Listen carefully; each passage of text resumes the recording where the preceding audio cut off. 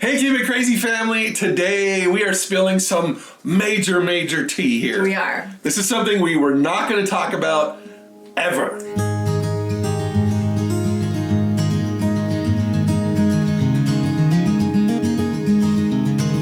We got to talking about it together and decided, if this helped anybody out in any way, then we're going to make this video. And it's very scary. It is, because we're talking about the hardest things about foster care. Yeah, we don't want to come on here and talk about the hardest things of foster care, and then if any of you were thinking about doing foster care, discourage you in any way, because that is not what we're doing here. It is blessed. Adoption is blessed our lives so much. Foster care has been awesome for us has. In general, all across the board. Right.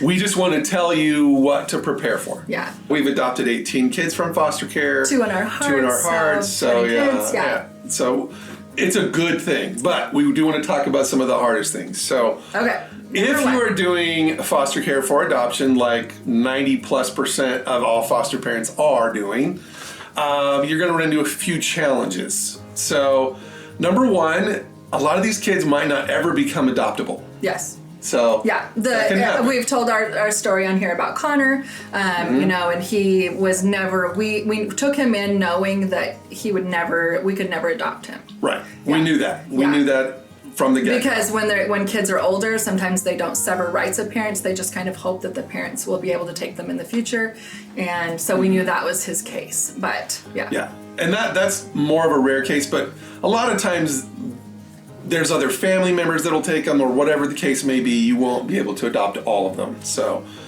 we experienced that with our very first placement. We took in 3. We were told flat out by the caseworkers, "Oh, you're going to get to adopt. Yeah, they said great." Yeah, they were like, as they handed me a newborn baby, they were like, "I hope that you're in it for adoption because these kids are definitely not going back." Yeah. And I was just like, our first placement? Yes! Our first placement? And then that was not the case then. I know we've told the story before, but what was it, like 6 months later? Yeah, the mom ended up becoming a police officer and pulled her life together, and she absolutely deserved her kids back. Yeah, but on really our end of it, it was really tough, and I didn't think that I could go on. Yeah, it was rough. I was done at that point because my heart was broken. Completely attached. Yeah. It can be very rough, especially the very first time. Yeah. And the only thing that pulled us out of it was I told Shelly, let's just keep going. Let's keep going. Let's take another placement and see how that goes. And the joy of getting a new placement is far exceeding that. It was so awesome to take in our next group. Which happened to be Cody, Lizzie, and Lacey. Which we adopted. Which we did adopt. Yeah. So well worth it. So what we're saying is don't stop. Yeah. If your heart gets broken, that it's okay, and there are more kids out there that need your help. And you never know. You could have a child that you want to adopt for 2 or 3 years even, and a relative may pop up, or a parent that was lost and now they are found and they're doing fine, and they may take them. That can happen. So that is hard, especially. Even more so, not just the attachment you have with the child, but the attachment that your children have with these children.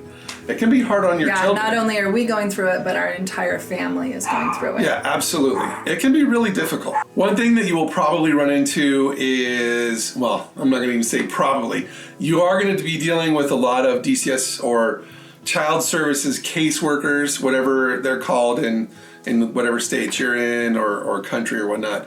You're going to be dealing with caseworkers that could have a very, very high caseload.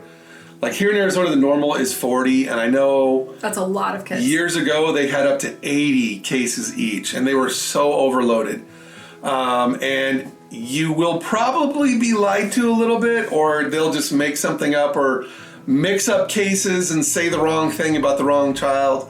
I know there were several How many cases. times, did we get a phone call and they were like, "Oh, it's going to be a 12-year-old boy we're going to be dropping off," and then I would get there and it's like, a 6-year-old girl. Like, they weren't even close. Not even close. Yeah.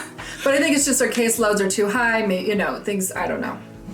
They're not always organized. Yeah. So hopefully they're not lying to you on purpose, but they're just making something up. We had a lot of caseworkers as well that just really didn't care. And there's always we some that can just don't care care. so Oh, much, yeah. and when you have a caseworker that doesn't care and is not supportive, that's really rough. That's really hard. Yeah, it's difficult to deal with something like that. So, Yeah, we've had that. and we also had another caseworker, and I'm sure there are more like that, but they were a caseworker for a very, very long time, and they had seen a lot of trauma. Probably everything. And then So many And then things. we found that they would just get desensitized, I guess is the word I want to say Yeah. for that. And where they just It becomes too much for them. yeah. And at that point, they need to either choose another profession or maybe go into a different area Yeah. of that department. With that being said, we have had some amazing caseworkers. though, Yeah, too. we really have. Yeah, for sure. Yeah.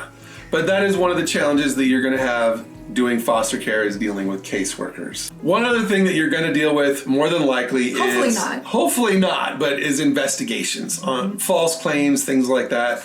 Yeah. I know we had to deal with a couple the crazy pieces. Crystal's family had to deal with a couple as well. They happen for some odd reason, and I'm not really sure why. A lot of biological parents think that the foster parent is their enemy. And Yeah. that's like no, the it's common true. thing. It's true. Yeah. They think that we're the enemy. You're not the enemy as a foster parent. In fact, we were able to, in many cases, go to the initial meetings and say, hey, I have your... We were able to actually meet the parents in the initial meeting and say, hey, I am the foster parent, and we don't give names, and we're just taking care of your child until you're ready to get them back.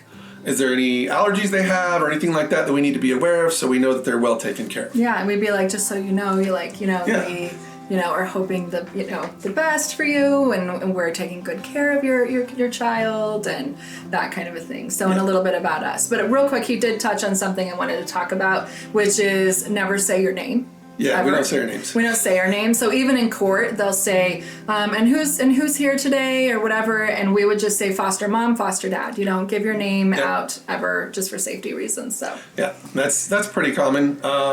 But if you can go to that initial meeting, if your state has that, you want to go to that because it helps you meet the parent and know more about the situation more than any other time. Yeah. So, but when you go through claims, don't be scared about Yeah. it. It's really okay. You didn't do anything wrong. We didn't do anything wrong. So any investigation, we welcomed in. Go ahead and come on in. Talk with all of our kids. Talk with everybody. Every child is safe. So yeah. It's really about that. Some investigators are really nice and some of them are not. We had one where the investigation was like 2 minutes. It was so short. yeah, they came in and opened their book, and and we were like, that never happened. We don't even actually know the parent when the parent was saying that they had asked us to stop hitting their kid, and we were like, we've never even talked to this parent, so we don't know what you're talking about. No idea. Anyway, and she just shut her book and left. But Yeah, it was like super fast. So it is kind of a pain though sometimes to deal with. Some of the investigators want to question everybody, things like that. which is fine. That's fine. You just have don't to be kind scared of about go it. through Yeah. it. The next thing we're going to talk about is honeymoon and behaviors. Honeymoon period is it's a very real Oh, thing. it is so real. Yeah, they come into your house and it is honeymoon time, and they are just angels. They're just so good, and you just are like, oh my gosh, this is so amazing. And then You got the perfect kid. every honeymoon period is different for each child, but I would say about 3 months is about the average that we've seen. And when behaviors start happening and things start happening at that time, I know that sounds like a really bad thing, but it's not. It's really not. Yeah. It's like when you finally start seeing the true them, it's them trusting you enough to be their real selves. True. I feel. And so, and then you can deal with, the behaviors and things like that and figure out how you can help them at that point. But Yeah, a lot of times with all of our kids, we would put them in counseling right away, regardless. if of they whether don't were even a need little it, angel. they go straight to counseling. Because they're going through trauma just being separated from their biological family, so they Yeah. need that They need voice. someone that else person- besides you that they can trust. Right. Things, because you figure, yes, they've gone through all the things that they're leaving their home for, but just being in foster care, I feel, can be traumatizing itself. Absolutely. Being away from your parents, being away from what you're used to, things like that. We had one little boy that we got, and he was convinced in his mind that we were the kidnappers. Yeah. And so he just didn't believe that we left his mom, kidnappers took him, now, he's with us, and he would just try to run away every point he can, trying to escape, and he would tell everyone. We would go into stores and he would yell out like, I'm being kidnapped, because he really felt that way. And so things like that can be really hard and challenging at times. Yes, and it took us a lot and counselors to really, show him that we were actually here to help him. But, yeah. Until his parents could get him back. I think he actually did go back home too. He did go back home. So, and it was a good situation. I felt really good about it. So they were doing much better at that point. Yeah. So now, trauma is one of the things that we deal with a lot. Now, again, we talked about putting our kids in counseling, whether we felt they needed it or not, but sometimes the trauma is much deeper than that. Mm-hmm. So, and they don't need it first. Like they may graduate. We've had kids graduate out of counseling, and then years later, stuff comes up and comes back, and they remember things, and and so we will actually put them back in counseling again. So, Absolutely. But counseling isn't all. Like you need to be able to take trauma classes on your own, learn to do things. I know here in Arizona they require you to take a little bit more learning but every there's year. so many good like trauma classes There's out there a lot besides out there that you can take. So take all that you there's can. There's really good ones. We read a lot of books, did everything that we can. So Absolutely. So, but just know that these kids have been through a lot. You may not know the whole story. You may never discover the whole story. It may stay between that child and their therapist, or and that's okay. Yeah, that's okay. Just be there to support them and love them. That's the most important thing. Is it tea time, Shelly? This next part is going to be the hardest. So yes, in a few videos back, we talked about how we have been keeping a secret. We've been keeping a secret since last December 1st. December 1st. Yeah, of last year. I hope I can talk. Okay, I'm going to make it through this without crying. I can do this. So, okay. Okay. December 1st, as you know, we did have our license open to take in a foster child, which we did. So we actually took in, from Crazy Pieces, Evie's sister. So we had heard that Evie had sisters. They could not be placed together. Yeah. Which is so sad. I hate it when they can't be placed together for whatever reason. Yeah. I mean, we don't even really understand the reason, but they could not be placed together. Yeah. And so, as you know, Jared and I's whole mission, our whole thing is to keep siblings together. It's so important. So we fought to get one of the sisters in our home. So yes, we had Evie's sister, and we had her for about 6 months. 6 months or so. Almost 7 months. Yeah, we had her for a while. And so, as you've seen in our videos, we've been doing a lot of things. Like we took all the littles on trips and things like that. Just so you know, she was with us the entire time. She was there. Yeah, but just with foster kids, we made sure that she wasn't shown. And so, with that, we no longer have her. Yes. And that's why we wanted to talk about the hardest part of foster care today, because it is not easy. No. And this has been probably one of the hardest things that Jared and I have had to go through. It's been really difficult. You don't always get what you want. No. No. We could have probably in this case, but I don't think it was in her best interest. What we wanted was to adopt her. In fact, we made it as far as to get an adoption date ready to go. And Jared and I, just night after night, we're just talking about this because we love her so much. Our family loves and adores her so much. And, but we knew, I'm not gonna cry. We knew that our family was not in her best interest. Yeah. And that's really hard to say because you want to be like, no, our family is so awesome and so everything's so great, and it is. We do have this really great family, but big families are not for everyone. Yeah. And we could see her struggle, and we could see that she really needed just to be in a house with no other kids. We knew that there is a lady that at her last placement, that a neighbor of the last placement that she was very close to, and this neighbor is so incredible, and the entire time we had her, she kept in contact with her, and she wanted to adopt her as well. And so as we saw her struggle, we were like, you know what, it's okay. okay. We'll do counseling. We'll do everything that, we've been taught and that we've been, going through all these years. And we just knew it wasn't enough. And so Jared and I were faced with the hardest decision that we've ever had to make. And it was, we felt like we were being selfish on our end of it because we love her and we want to keep her and we wanted her in our home. Sorry, more than anything. But we knew it wasn't in her best interest. And we knew that as far as being able to see her sisters and still be a part of their lives was still possible with this other placement. Yeah. And so after just putting everything into it and our prayers and everything, we decided to go ahead and let her go to a place where we know that she would do better, And so we know that is a lot, and that's a big secret of ours.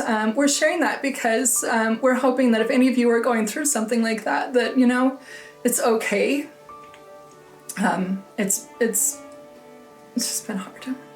It's been really hard. So, again, even when you're going through court and through everything in foster care, it's always about what is in the best interest of the child. Mm-hmm. And that's really what it came down to for us too, is like, this isn't really about what we want. This is about what she needs. So, and we just had to follow our hearts with that. Yeah. So. Yeah, we had a long discussion with our family and how they felt, and did they feel the same way that we did, and everybody felt the same. But as she left, it was really tough. A lot of you were like, why did you say you were going to do so good on videos and put out so many and then you didn't? It was because we had her and she had a really hard time when we filmed, because she wanted to be part of it and she wanted to, and you always want as kids come in to feel like they're part of the family. And so as we would vlog, we could just see it was crushing her. And so we decided to just take a break and just do as little as we possibly can, which is what you guys saw.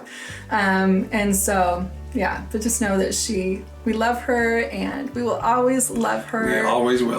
We hope to keep in contact with her, especially even through Evie, and they're still going to see each other and things like that. True. But yeah, that is for us the hardest part of foster care, is loving someone so much. Getting attached. And then, sorry, your dogs are barking. And then having to let them go in their best interest. So yeah. Anyway. So with that being said, I know you guys are going to have a lot of questions. Please go ahead and put them below. We'll answer as many as that that we can. Or if we need to do a follow-up video, we absolutely can. So with that, Jared and I have made a decision that we are closing our license. Yeah. So at least for now. For now. I mean, maybe probably in the future. At least for a few years. But we really do feel like our family is complete, and we have talked to our caseworker and closed. So, yeah. Yeah. So anyway. All right. Thank you guys so much for joining us. We appreciate all your love and your support through all the years that we have been doing this. And we will see you tomorrow. And remember, foster care is worth it. It's still awesome. Foster care is worth it. It's given us our family. It's really great. It's been our everything. So, thank you guys so much. Again, we'll see you tomorrow. Bye.